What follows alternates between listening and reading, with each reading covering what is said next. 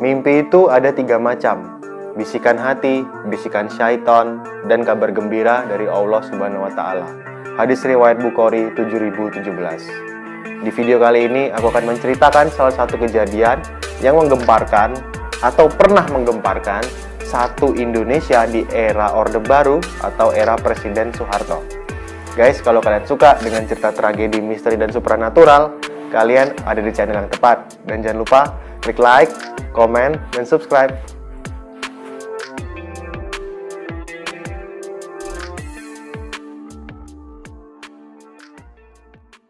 Kabupaten Deli Serdang, Provinsi Sumatera Utara, tanggal 27 April 1997. Pada suatu hari, ada seorang petani yang lagi nggarap sawahnya gitu, di lahannya. Dia lagi nyangkulin sawahnya nih. Pas dia lagi nyangkulin sawahnya, dia pun udah selesai kerjaan garap di sawahnya, dia balik. Pas dia mau balik ini, dia ngelewatin lahan. Lahan ini udah bukan lahan milik dia lagi. Pas dia lagi jalan, dia kesandung. Dia kesandung sama ada bentuk gundukan tanah gitu. Tahu kan gundukan tanah kayak yang nongol gitu loh di tanah tuh. Pas dia ngeliat ke bawah gini, dia ngeliat gundukan tanah ini. Dia ngeliat gundukan tanah ini itu bentuknya nggak biasa. Bentuknya tuh nggak normal pokoknya. So, karena ini bukan lahan dia, udah bukan punya dia lagi lahan ini, dia pun akhirnya balik ke arah desanya dan ngelapor ke kepala desa tentang bentuk gundukan tanah yang aneh ini, yang nggak wajar ini. Dia udah ngelapor sama kepala desa.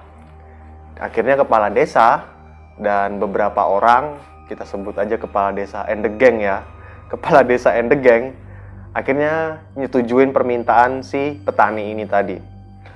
Akhirnya kepala desa and the gang itu ke arah lahan yang ada gundukan tanahnya ini. Pas udah sampai di lahan ini, kepala desa and the gang tuh langsung ngambil kayak batang kayu. Kayak batang kayu disodok-sodok gitu ke dalam gundukan tanah ini. Pas mereka atau kepala desa and the gang ini nyodok-nyodok gundukan tanah ini tadi, pas mereka nyabut kayu dari dalam gundukan tanah ini tadi atau batang kayu ini dari dalam gundukan tanah ini, itu mereka bisa ngerasain sensasi bau busuk yang nyengat banget. Bau busuknya kenceng, kuat banget. Sebagai catatan, ini tahun 97, tahun dimana era Presiden Soeharto masih berkuasa. Dan kita semua udah tahu gimana saat Presiden Soeharto masih berkuasa. Orang-orang atau kelompok, individu pun yang berani ngedemo, berani bersuara tentang pemerintahan Soeharto buat ngelengserin Soeharto dari kursi pemerintahannya, itu langsung diciduk. Enggak, bukan diciduk malah. Diculik. Setelah diculik, kemungkinan besar dibunuh dan jenazahnya atau jasadnya itu nggak ada orang yang tahu. Nggak akan pernah ditemukan. Siapa yang tahu? Ya cuma pembunuhnya atau orang yang disuruh ini dan Tuhan. Nah, makanya ini yang ngebuat kepala desa and the gang ketakutan. Mereka udah firasat mereka nggak enak setelah lihat gundukan ini dan ada bau menyengat, bau busuk. Mereka udah kayak feeling. Intuisi mereka atau feeling mereka udah bilang, kita takutnya ini mayat penculikan dari Presiden Soeharto. So, akhirnya kepala desa and the gang itu jalan ke arah kantor polisi. Pas udah sampai kantor polisi, mereka kan mau ngelaporin nih tentang bentuk gundukan tanah yang mencurigakan ini dan bau busuk ini. Pas mereka udah sampai kantor polisi, sama para pak polisi itu malah disuruh balik lagi. Udah sono, balik lagi. Ngapain ngelapor ginian? Kalian bongkar dulu. Kalau memang ada sesuatu yang kira-kira mencurigakan, kalian lapor balik ke kita lagi ya. Gitu, kira-kira waktu yang dialami Pak Kepala Desa and the Gang. So, akhirnya Pak Kepala Desa and the Gang mulai nyangkul gundukan tanah yang mencurigakan ini. Mereka nyangkul gundukan tanah ini pelan-pelan banget. Soalnya mereka nggak mau ngerusak part atau bagian yang mereka ngerasa ada yang lembek di dalam tanah ini. Mereka nyangkul pelan-pelan, pelan-pelan. Dan ketika gundukan tanah ini udah mulai kebuka, pemandangan horor yang mereka dapetin. Apa tuh? Wajah seorang wanita yang lagi ngeliat langsung ke arah mereka. Pak Kepala Desa and the Gang, ya pasti ketakutan dong. Lari mereka semua. Mereka lari, lapor balik ke kantor polisi. Akhirnya polisi pun datang ke TKP, ke lokasi. Dan ketika polisi udah mulai ngecek TKP, bisa dilihat, ini laporan polisi ya. Saat itu, posisi jasad jenazah ini, itu korban ini dikubur dalam keadaan badannya tegak, posisi tegak. Lalu posisi kepala itu dikubur terakhir. Tangannya itu mendekap di dua badannya gini, posisi tegak. Akhirnya sama polisi, jenazah ini mau diidentifikasi. Dan akhirnya berhasil diidentifikasi. Jasad atau jenazah ini bernama Diwi yang masih berusia 21 tahun. Polisi pun akhirnya menanyakan ke warga sekitar nih. Ada nggak yang kira-kira kenal sama korban ini, sama si Diwi ini? Kenapa polisi masih bisa ngenalin si korban? Ya, karena banyak part atau bagian tubuh korban yang saat itu belum membusuk. Dan polisi menduga kira-kira jasad korban ini udah dikubur sekitar 3 harian. Karena jasadnya masih banyak yang belum membusuk bagian tubuhnya. Ya udah, polisi pun nanya ke warga kampung sekitar ada yang kenal apa enggak sama si Diwi ini. Pas Pak Polisi udah bikin pengumuman tentang penemuan jasad atau jenazah mayat si Diwi ini, warga kampung sekitar nggak ada yang kenal waktu itu. Nggak ada yang tahu backgroundnya si Diwi ini siapa, asalnya dari mana. Nggak ada orang kampung yang kenal dan nggak ada orang kampung yang tahu. Tapi untungnya ada satu orang abang-abang tukang becak. Nggak tahu siapa namanya. Yang pasti abang tukang becak ini, dia umurnya masih sekitar 15 tahunan. Dan dia orang terakhir yang ngelihat si Diwi. Ngelihat si Diwi masih hidup. Akhirnya ya udah sama polisi langsung ditarik sama tukang becak. Polisi langsung narik si babang tukang becak ini. Kira-kira kayak gitu. Ya babang tukang becak ini langsung naik. Gua kenal nih sama nih jasad korban. Ya udah, sama polisi diinterview. Dan ini dia hasil interviewnya atau hasil investigasi polisi dari kesaksian si babang tukang becak ini tadi. 3 hari sebelumnya, si Diwi nyamperin babang tukang becak ini. Sekitar tanggal 24 April tahun 1997 jam setengah 7 malam. Diwi nyamperin babang tukang becak dan Diwi minta tolong, Bang, tolong anterin saya ke suatu tempat. Pas ditanya sama tukang becak ini, kemana Neng? Udah, ikut aja. Ya udah, si babang tukang becak ini mah iya aja, manut aja, nurut aja gitu. Yang penting kan ada cuan, dibayar. Pas udah jalan, ketika mereka udah jalan nih, si Diwi ini instruksiin babang tukang becak ini secara detail. Kayak, Bang, belok kanan, Bang, belok kiri. Kira-kira kayak gitu. Nah, pas udah di jalan gini, si babang tukang becak ini udah mulai banyak rasa janggal. Soalnya makin mereka jalan, itu makin ke daerah antah berantah deh. Daerah yang udah makin jauh dari perkotaan. Si babang tukang becak udah mulai ngerasa janggal nih. Akhirnya ditanya lagi sama si babang tukang becak, kita sebenarnya mau kemana sih Neng? Udah Bang, ikut aja. Tapi di dalam hatinya si babang tukang becak nih, ya udah mulai ngerasa was-was nih, udah mulai ngerasa nggak enak. Pas lagi udah sambil ngarahin, instruksiin si babang tukang becak arah jalannya ini, si Diwi ngobrol bentar sama si babang tukang becak. Si Diwi bilang, Bang, sebenarnya aku ini mau nemuin dukun, kayak mau nemuin orang paranormal gitu deh. Si babang tukang becak mah udah mulai ngerasa ketakutan nih.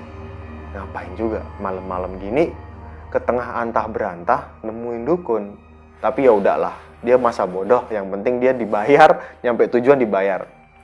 Akhirnya si Diwi pun bilang, Bang, stop, udah sampai tujuan. Diwi turun dari becak, ngasih uang ke babang tukang becak ini. Dan sayonara, Itu pertemuan terakhir orang yang ngelihat si Dewi. Setelah udah dapat kesaksian atau keterangan dari si Babang tukang becak ini tadi, Pak polisi itu langsung datengin rumah dukun ini tadi.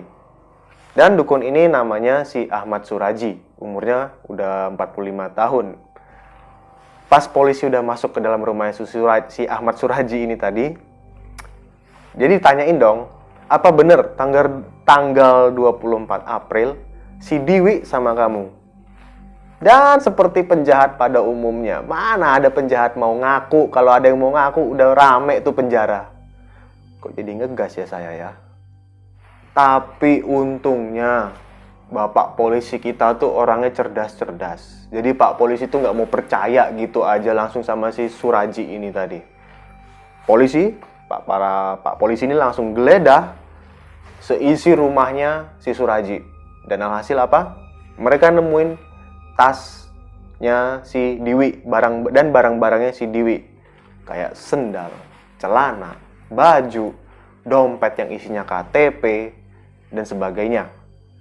Ya udah, sama Pak polisi langsung ditanyain, ini apa? Hah? Ini apaan? Katanya nggak sama kamu, kok barang-barangnya bisa ada sama kamu? Dan apa jawaban Suraji? Kicep, nggak bisa jawab. Ya udah, iya Pak, Dewi sama saya tanggal 24 April tahun 97. Dan ini dia kesaksiannya dari si Suraji lagi. So, nggak pakai lama sama Pak polisi, langsung diperintah bawa dia ke kantor aja. Suraji pun dibawa ke kantor polisi dan diinterogasi habis-habisan. Dan ini dia hasil interogasinya. Yang pertama, si Suraji itu ngaku, Dewi ternyata bukan korban pertama guys. Dewi adalah korban ke-42 menurut pengakuannya si Suraji. Sama Pak polisi langsung ditanyain, 41 orang lainnya kemana? 41 wanita lebih spesifiknya. Pas ditanyain kayak gini, ada Pak, mereka semua saya kubur di kebun tebu di dekat pondok rumah saya. Pak polisi langsung gerak cepat ke arah kebun tebu yang dimaksud sama Suraji ini. Dan bener aja, Pak polisi nemuin 42 gundukan tanah yang ada di kebun tebu ini tadi. Pak polisi akhirnya nyisir pelan-pelan kebun tebu yang dimaksud si Suraji ini. Pas disisir pelan-pelan kayak gini, lalu setiap gundukan tanah yang ditemukan ini dibongkar. Ya bener, isinya memang semuanya wanita, kepala wanita. Dan kesemua korbannya dikubur dalam keadaan posisi tegak, lalu kepala terakhir ditutup pakai tanah, tanahnya itu dikubur terakhir gitu loh guys, di kepala. Ya udah, akhirnya Pak polisi tapi yakin pasti ada lebih dari 42 korban. Karena ini kan di kebun ya. Kebun tuh tanahnya mesti subur. Semakin subur tanah, proses pembusukan tuh makin cepet. Pas udah diinterogasi lebih mendalam lagi sama Pak polisi, Suraji, kamu kenapa ngelakuin tindakan ini? Suraji pun berkata kayak gini kesaksiannya. Sabar ya guys ya. Saya Pak, 11 tahun yang lalu, tepatnya tahun 1986, saya tuh dapat wangsit. Wangsit tuh kayak orang bilang tuh kayak pencerahan deh, kayak dapat ilham atau kayak gitu deh. Saya dapat wangsit, mimpi ketemu dengan almarhum ayah saya. Di dalam mimpi itu ayah saya bilang kalau saya harus minum 70 air liur wanita muda. Suraji yang bangun-bangun langsung rasa ini bukan mimpi biasa. Suraji langsung mulai ngambil buku, kayak bikin catatan. Ini bukan mimpi biasa, ini mimpi luar biasa. Menurut dia, akhirnya Suraji itu mulai bingung guys. Bingungnya gini, tapi gimana caranya ngambil atau minum air liur 70 wanita? How? Gimana caranya? Ya udah, karena di mimpi itu si ayahnya ini nggak menjelaskan secara detail gimana caranya. Suraji pun ngambil kesimpulan sendiri, ngebunuh wanita-wanita ini. Aku udah cerita belum kalau tujuan Suraji minum air liur wanita 70 wanita ini buat apa? Buat awet muda dan hidup abadi, menurut dari ayahnya. So, si Suraji mulai muter otak lagi nih. Tapi gimana caranya aku ngebunuh wanita-wanita ini? Fisikku kecil, fisikku terbatas. Seperti cara biasa, Suraji pun karena udah nemukan ide, dia mulai bangun image. Dia bikin image di kampung sekitarnya. Kalau dia punya kekuatan mistis, bisa bikin orang, terutama wanita, jadi kelihatan lebih muda, awet muda, dan bisa awet mudanya itu bisa abadi, guys. Padahal ini semua rencana manipulasi. Tujuannya si Suraji, bukan buat wanita-wanita ini tadi. Tahu nggak kenapa dukun disebut orang pintar? Karena yang datang orang bodoh.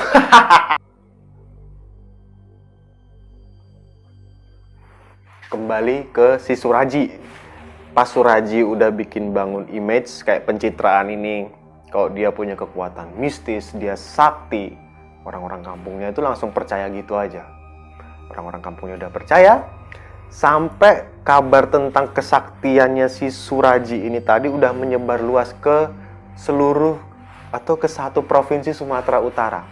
Guys, mungkin kalau kalian ada yang dari Sumatera Utara, coba tanya deh sama om, tante, ponakan, om, tante, kakek, nenek, siapa aja tuh orang-orang tua yang kira-kira tahun 97 tahu tentang kisah Suraji ini.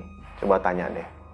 So, akhirnya cewek-cewek yang pengen kelihatan awet muda dengan cara instan ini, ya udah langsung berbondong-bondong nih pada datengin rumahnya si Suraji.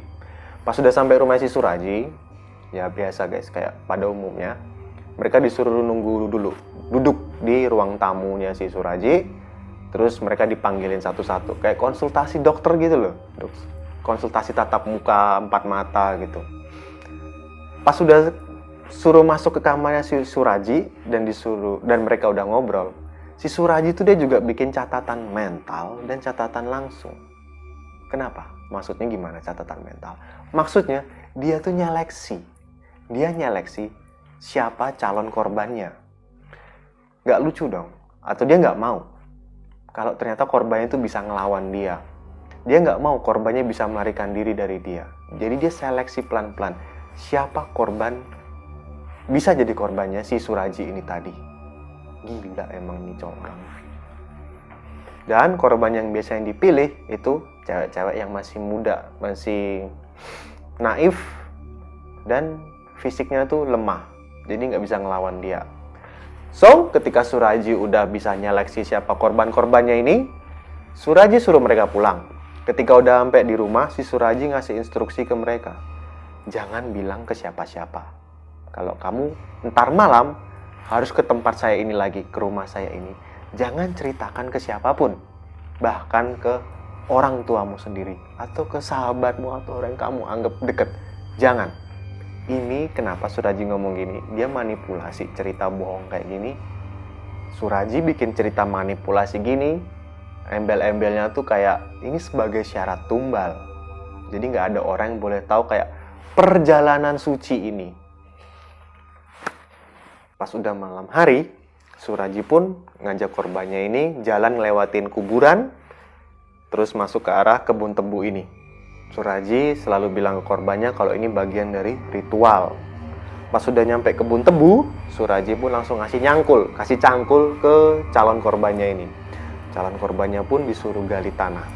Lebih tepatnya gali kuburan mereka sendiri. Awalnya banyak korban yang pada nggak yakin, udah pada ragu pas mereka di tengah-tengah lagi nyangkul tanah malam-malam di kebun tebu. Tapi Suraji selalu berhasil ngeyakinin mereka, gak usah takut, ini tuh bagian dari ritual. Ya udah, mereka pun ngelanjutin nyangkul. Pas mereka udah ngelanjutin nyangkul, si Suraji langsung nyetop mereka pas udah kira-kira kedalaman pinggang calon korbannya ini, sekedalaman pinggang calon korbannya.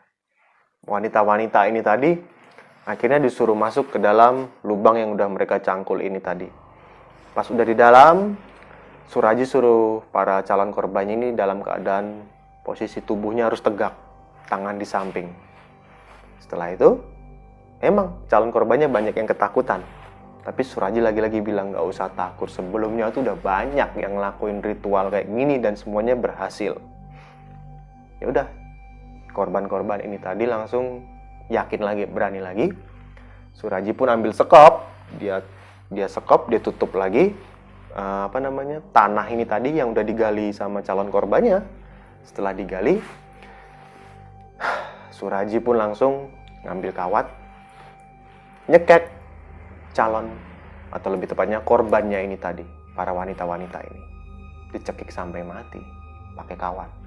Setelah dicekik pakai kawat dari belakang, korbannya kan meninggal. Setelah itu Suraji langsung minum air liur korbannya ini tadi. Nggak tahu gimana caranya, nggak usah dibayangin guys. Setelah udah meninggal, Suraji pun langsung ngeluarin korbannya ini lagi dari dalam tanah.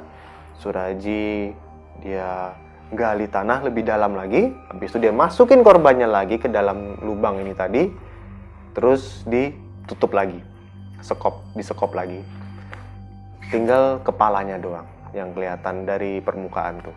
Setelah Suraji udah mastiin kalau kepala korbannya ini masih nongol dari dalam tanah, nggak cuma itu aja, Suraji juga mastiin dia kayak ngorientasi, kayak ngarahin kepala korbannya ini ke arah ngehadap rumah dia.